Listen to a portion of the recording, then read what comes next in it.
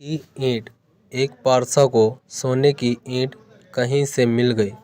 दुनिया की इस दौलत ने इसके नूरे बातन की दौलत छीन ली और वो सारी सारी रात यही सोचता रहा कि अब मैं संगे मरमर की एक आलीशान हवेली बनवाऊंगा, बहुत से नौकर चाकर रखूंगा, उम्दा उम्दा खाने खाऊंगा और आला दर्जे की पोशाक सिलवाऊंगा। गर्ज तमूल के ख्यालात ने उसे दीवाना बना दिया। ना खाना पीना याद रहा, ना जिक्र हक।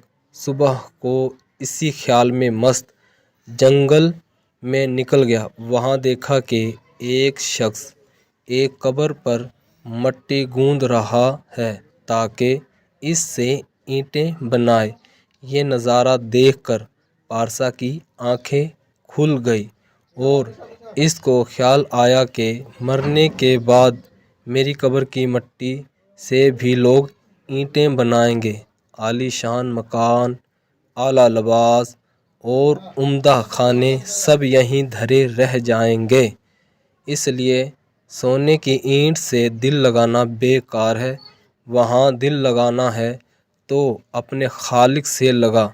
ये सोचकर इसने सोने की ईंट कहीं फेंक दी और फिर पहले की तरह ज़ैद व क़नात की ज़िंदगी बसर करने लगा।